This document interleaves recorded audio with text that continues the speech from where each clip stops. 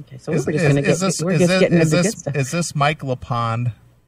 No, it's Yes, Pete. it's me. Yeah, it is. No, Oh, it's is it Mike? Yes. Fuck's sake. Come on, Veronica, get with it. I'm telling you, Pete was on the other phone, and now, Mike, you're early, aren't you? Yeah, according to my chart, and I had this all worked out. Hi, honey. Hi. How are you, sweet? These two others are so mean to me. How are you, Snookums? Snookums. I'm doing good, Sugar Plum. Oh, I love you, my little All lamb right, chop. I'm chiming out. I can't take this. This is like somebody moving in on my chick. And Mike, sure have you or that. have you not served as my manservant? Yeah, I think I do a pretty good job at it. I think you do too. I mean, this poor man has seen me through a lot of stuff, and Neeley, you have too, because you really took care of me when I was at the Warriors of Metal Festival. This is not to take anything away from that, but the last time when I was in New York and Leather and I were both at the Doro show, this poor man drove us everywhere, made sure we were fed, made sure that we had everything we need, and it just got to the point where he would be in the hotel room, and I'm trying to change clothes, and it after a while it's just like, excuse my expression, it's just like, fuck it. Okay, look, I gotta change, so just turn your head the other way. And he would, but I think I'm sure you've seen things that you probably maybe didn't even want to see. I don't know. Oh, he wanted to see. Wait, because you come off so sweet. Are you one of those people that are really not that sweet? He's a guy. Well, before we get too carried away here, Veronica, why don't you give Mike LePond a formal, proper introduction? So, damn straight. In case some of our listeners or some of your listeners, being this is your show tonight, indeed, know who we're speaking with. Okay, then. All right, people, my CMS family. This is my beloved friend and also a talented and kick-ass musician, the bass player from Symphony X, and also someone who has just put out his first solo album, Mr. Mike LePond. Welcome to the show, Mike. Glad to have you. It's great to be here, man. I miss you guys. Well, are you a fan of the Classic Metal Show, Mike? The Classic Metal Show? Well, I haven't seen it yet. That would be a no. But I could be a fan. Well, that would be no. That's fine. It's okay. That's why I am breaking him in gently. But you guys need to take it from here. No, you need to take it from here. I'm taking it. I was just taking it there. This is your show, Veronica. Just remember, you got another 5.5 hours. Oh, I've got other stuff. Don't even worry about handle it. So, Mike, yourself. darling. So let's see you step up to the plate like the professional that you are. Go. I'm stepping. Mike, we're going to talk about, well, let's get back to what we were just talking about. First of all, I have to thank you for taking such good care of me, and also Leather, too. And I know we kind of wore you out there for a while. There was a point where we were at lunch, and you just had that glazed over look, and basically but it was just fun. Talk to me. It was fun. I had a blast, man, hanging out with you guys and hanging out at the Doro show and watching you guys perform. It was, it was a really, really fun time. And let's do it again. Oh, well, I'm coming out to New York on the 7th. So actually, I fly into New Jersey. So are you going to meet me at the airport? I certainly can. Yeah. All right. This talk of Expedia is all great and well and fine. Let's you don't know where I'm going with any of this. So why don't you sit back and let me take the helm? All right. Wow. All right. Because I'm not done. In any case, darling, why don't you tell me more about you just finished your solo album, and I want to know more about it. And I have seen some really cool reviews. I don't know if Chris has had a chance to listen to it yet. Have you, dear? I have, and it's... Oh, you have? I have it. It is, as probably the lone big Symphony X fan in the room right here, I will say it is very different than Symphony X. It's much less progressive, much more power metal, big... in my world of what I like has big name people in it. I love Alan Tessio, especially from Seven Witches and Hades. You know, it's a very cool record, man. Silent Assassins really does kick ass. Oh, thanks, man. I really appreciate that, and I appreciate that you know the members of who are on it, so you know what's going on. Yeah, I mean, it was something that I always wanted to do, you know, because my first love has always been just like, you know, classic, traditional heavy metal, you know, and you know, so I've been in Symphony X for like 15 years now. And, you know, I just wanted to do something a little different on my own. And I guess throughout the years, you know, I had put some songs together here and there.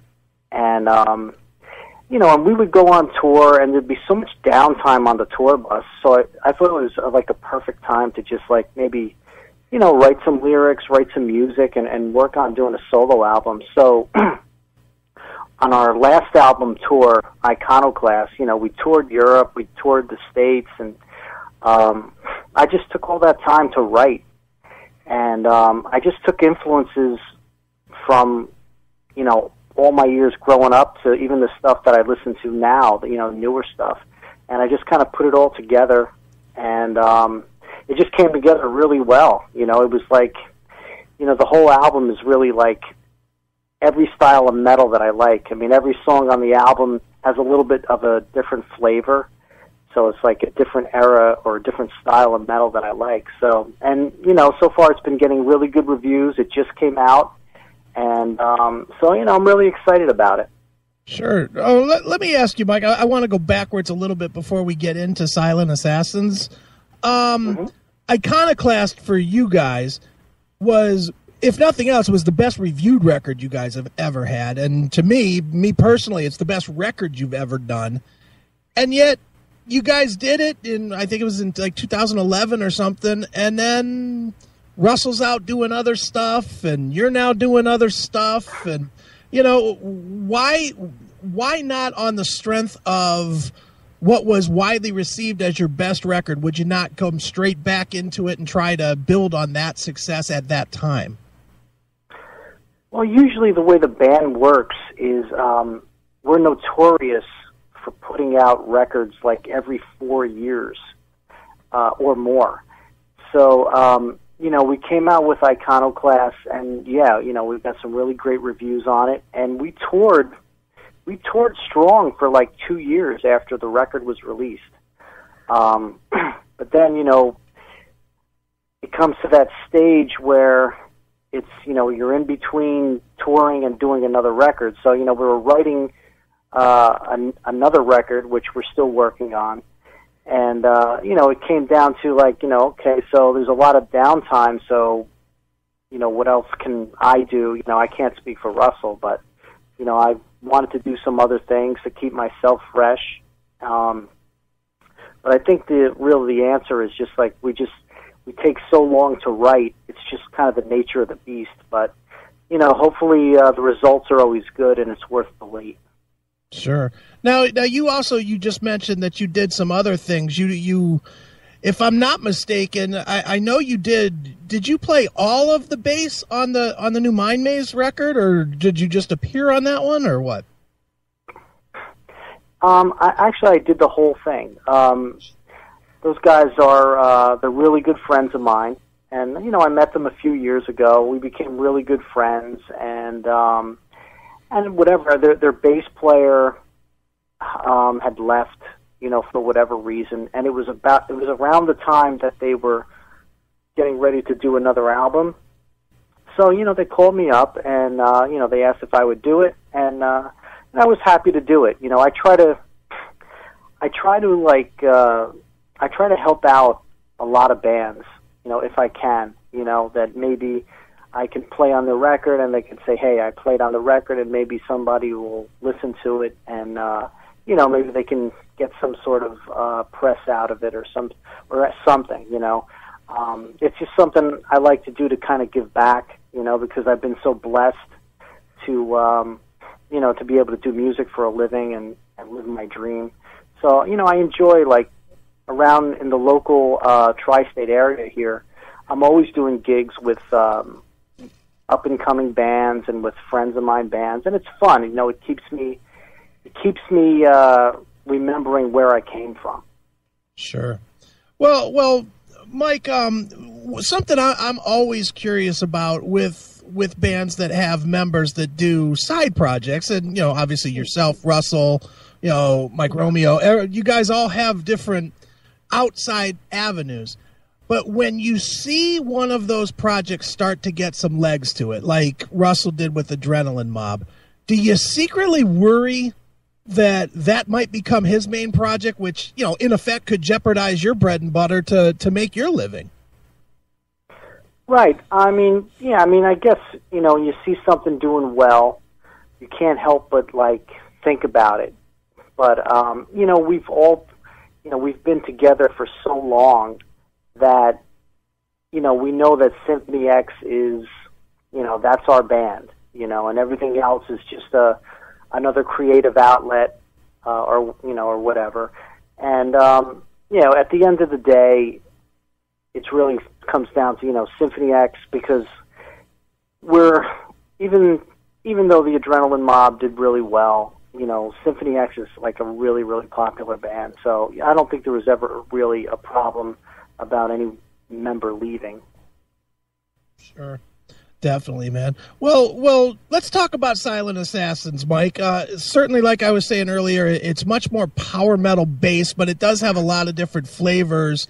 For you, when you do a record like that, when you do a solo project, do you purposely push yourself to try to not sound like you know, not make songs that sound like your main project?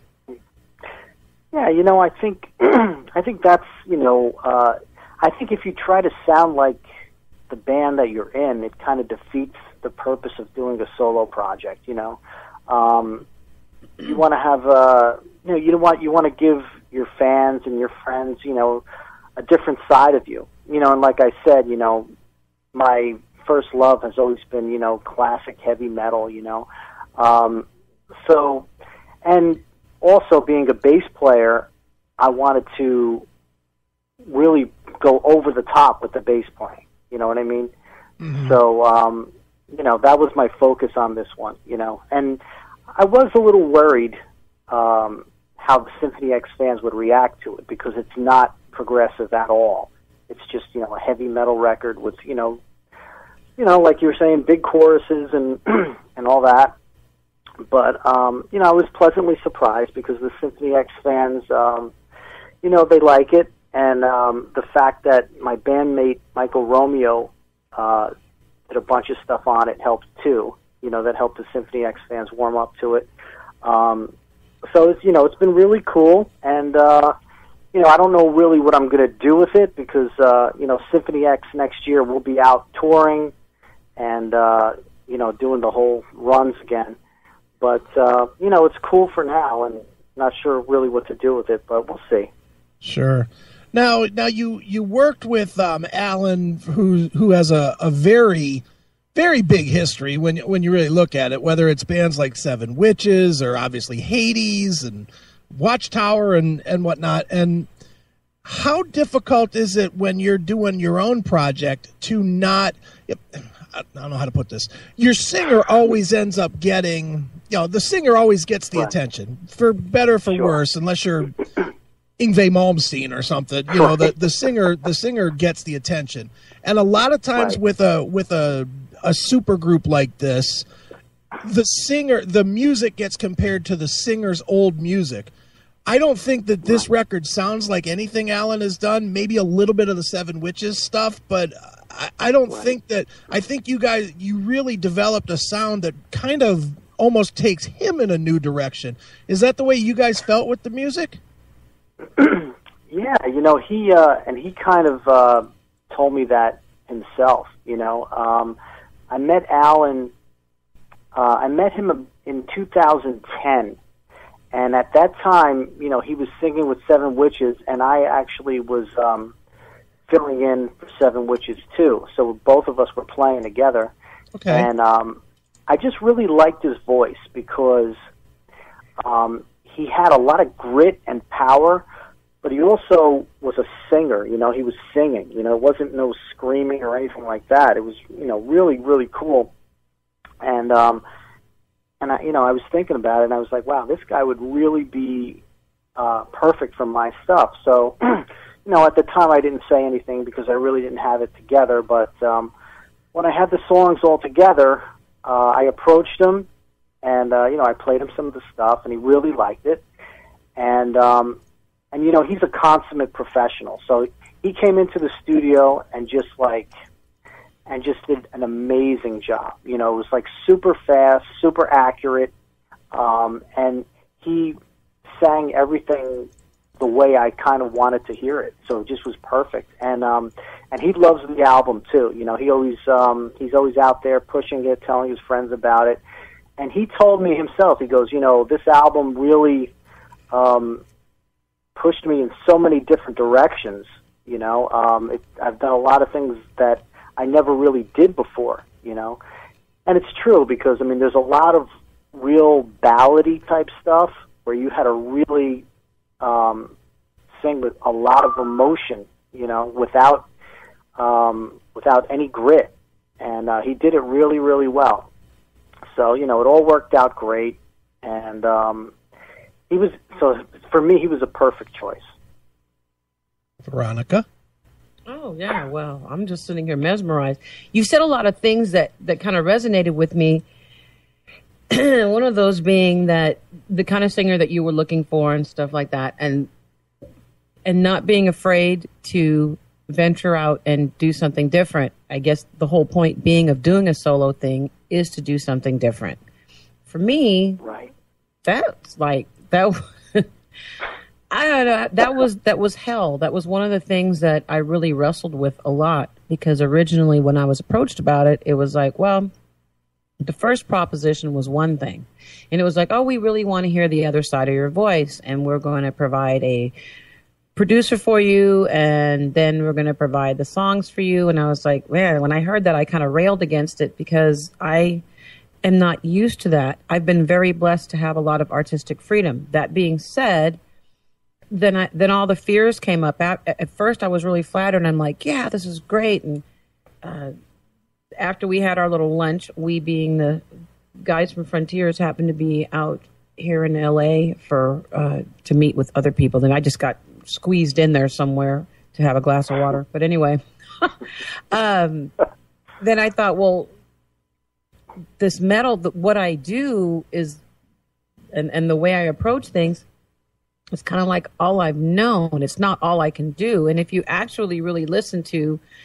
almost everything that I've done, there's a lot of other stuff where I'm not singing really aggressively. And it's kind of interesting to me that I get the most input from fans and other people about that. Yet it's that particular shtick that I got really wedded to, if you will.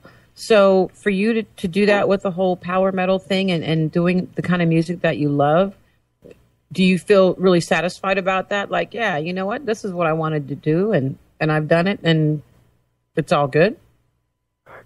Yeah, you know, I mean, at the end of the day, you know, it made me feel good because I was able to finally put out there, you know, who I am, you know, like or put out there what my roots are.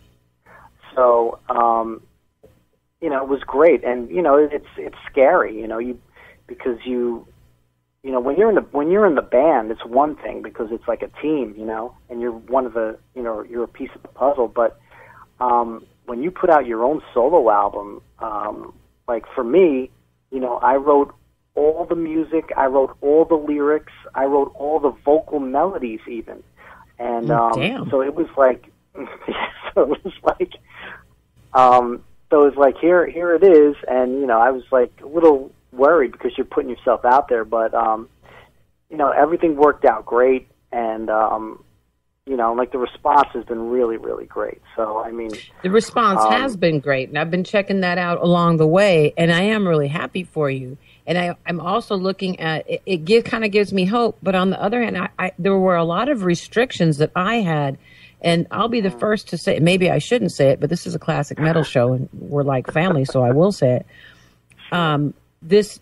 What I'm doing is not necessarily the album that I would have envisioned at its inception. It was like, well, first you're going to have to do this. And I think they were really worried that I was going to give them what they termed rehashed Benedictum. And I'm like, well, damn, but that's what I know and that's what I love.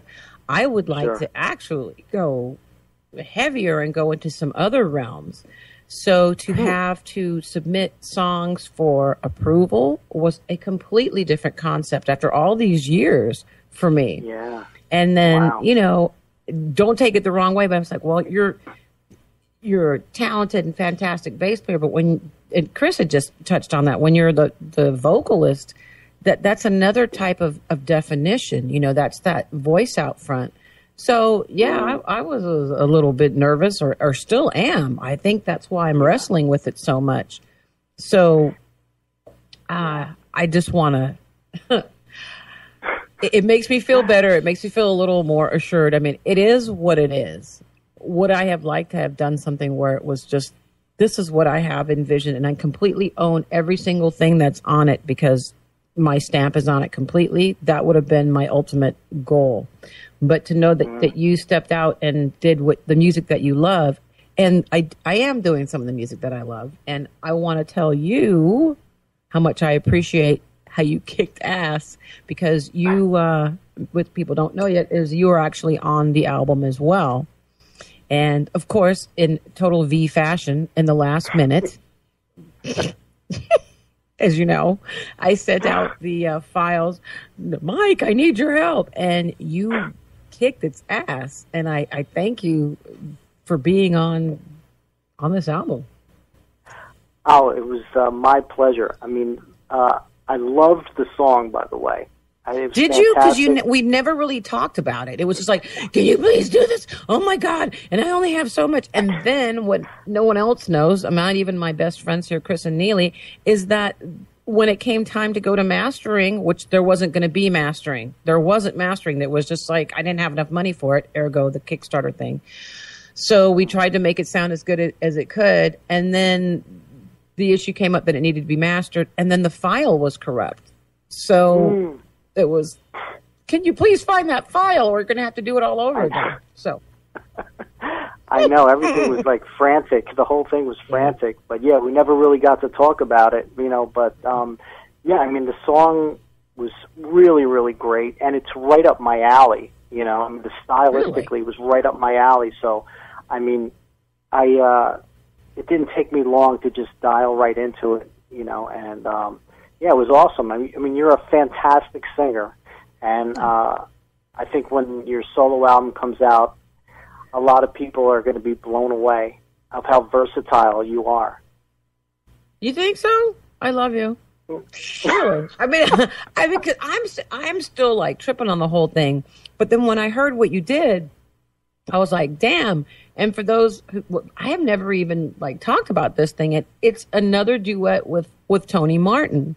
And back in the day when we were doing Obey and I was negotiating with Mr. Martin, he was kind enough to say that, well, I've got this other song and blah, blah, blah. And this is another, here we go again as far as like the financial thing. This was out of budget, but I admire his vocal ability and I love the way he sounds and I've always wanted to do a song with him.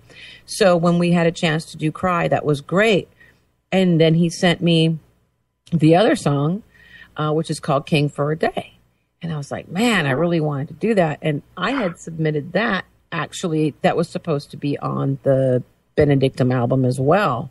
But it didn't make it. So then it was like, well, can I go ahead and do it for the V stuff? And I never really got a response. So I just kind of went ahead and did it when the opportunity happened, which is when I went out to Boston to work with Michael Sweet. Right. So to have you on board with it, just, you've just been a great friend and you're so talented and stuff. And you're so damn nice. It's like you're too nice. So I already know after the pajama incident that You're not that nice, but it's okay. Well, while we're on the subject of dick sucking and what? You know, in Veronica's case, tit sucking here, Mike, I gotta. No, you didn't. I did. I did. That is not. Well, it's nothing like that. Well, Mike, I gotta ask you, since we're talking about talented singers and the chance that you've worked with a few and whatnot, you know, obviously Russell Allen is a talented singer in his own right, and he works with another guy, Jorn Land. Can that guy never do any wrong? You know, he's Jorn Land. I've never met Jorn Land, but he's an absolutely fantastic singer. I mean, he's got so much feel, and he just kind of knows what every song needs, and his melodies are just kick ass. I mean, from top to bottom. He reminds me of kind of like a Dio Whitesnake type singer, right? And yeah, I mean, you know, the stuff that he's done, you know, because you know him and Russell have done some records together, fantastic. He was with a band called Arc, right? Very early stuff. Yeah, with my good friend on drums, John Macaluso, another New Yorker. Yeah, fantastic. I mean, he's like, he's definitely one of the best singers. And you know what's funny? Him and Russell, actually, you know, in a lot of the songs, they have kind of the same tone almost, you know, on some of those records. So I guess that's kind of cool, and it works out and makes for really good records. Right. Absolutely. Well, you know, another guy, you know, we were talking about it earlier, Alan Tecchio. What is he doing now? Did I read something like he's doing real estate now or something like that? Well, yeah, Alan Tecchio, he's doing really good in the real estate field. So, you know, he can't really go out and tour for a month, you know what I mean? But what I would like to do is I would like to do some, like, you know, weekend shows, you know, like fly out on a Thursday and then play Friday, Saturday, and then come home Sunday. I'd like to do some weekend warrior shows with them, or maybe some festivals or something like that, you know, because you know, Symphony X will be touring a lot next year, and maybe in between it'd be cool to do some Silent Assassins shows. You know, it'd be nice to get out there and play for the fans. Sure, absolutely. Well, Mike, it's been a real pleasure having you here on the Veronica, affectionately known as the V Takeover Show. So what would you like to tell the fans of the Classic Metal Show about yourself, of your release, your tour, your websites? Just go ahead and plug away, like, you know, just sell it all. Okay.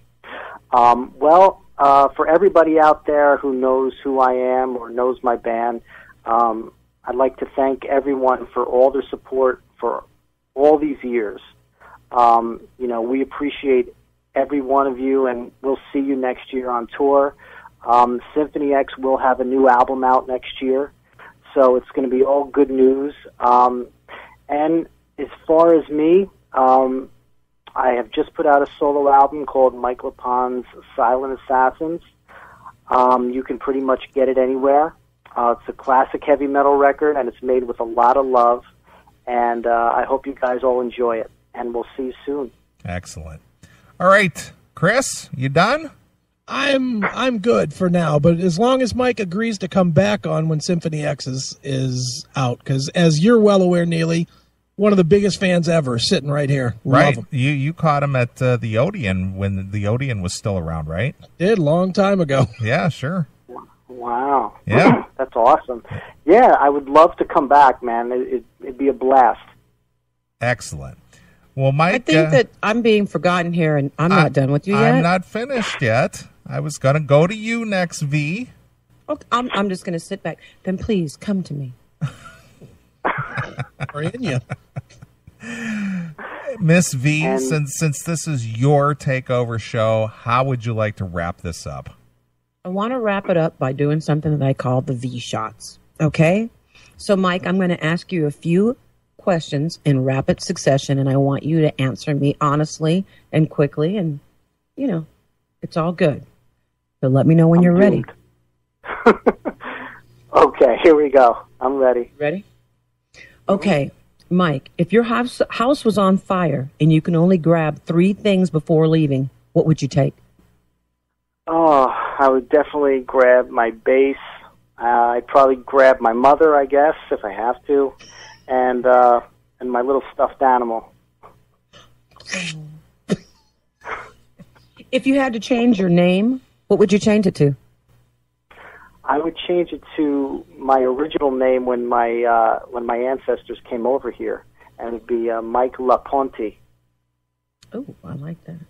If you knew you were going to die in 24 hours, name 3 things you would do in the time you had left. Rape Veronica. Fake. Okay, Really? that's one. I'm keeping that one.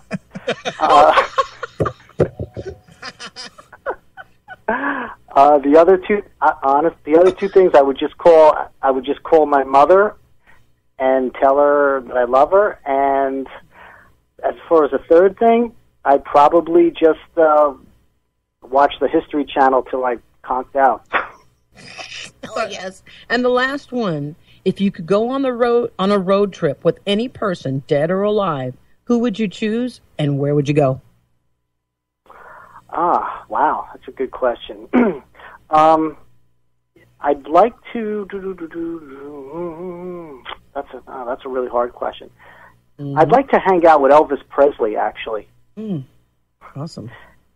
And where would you go? I would like to go on one of his tours with him and just watch him, because I think he's the greatest singer that's ever lived. Oh, damn, that's a good one. I'm done with you now, Mike. I've had my way with you, and the V is finished. Excellent. Well, Mike, we always ask our guests, since you've never been on the show, I'm going to ask you the traditional classic metal show question. And being you're a bass player, I think you'll probably find this, most pertinent to you and your craft. How has Lemmy from Motorhead influenced your career? Actually, he's influenced my career quite a bit.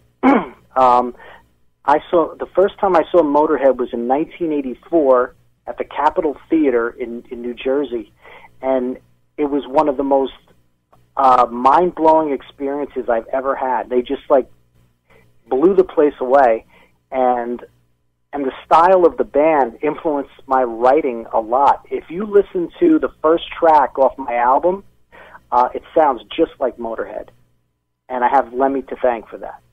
Excellent. All right, Mike, well, we appreciate you taking time and talk to us here on the Classic Metal Show. Please come back when the new Symphony X is out. But we are going to let you pick a closing track and take us out of this interview. So what should we play? A track by anybody? Yours? Anybody else's? What would you like to hear? Okay, you know what I'd like to hear? I'd like to hear Better by You, Better Than Me by Judas Priest. All right, any particular reason why? It just came into my head, so it's got to be right. All right, excellent. Ooh. Well, here it is. This is the Almighty Priest with, what is it, Mike? Better by You, Better Than Me. Excellent. Right here on your Classic Metal Show.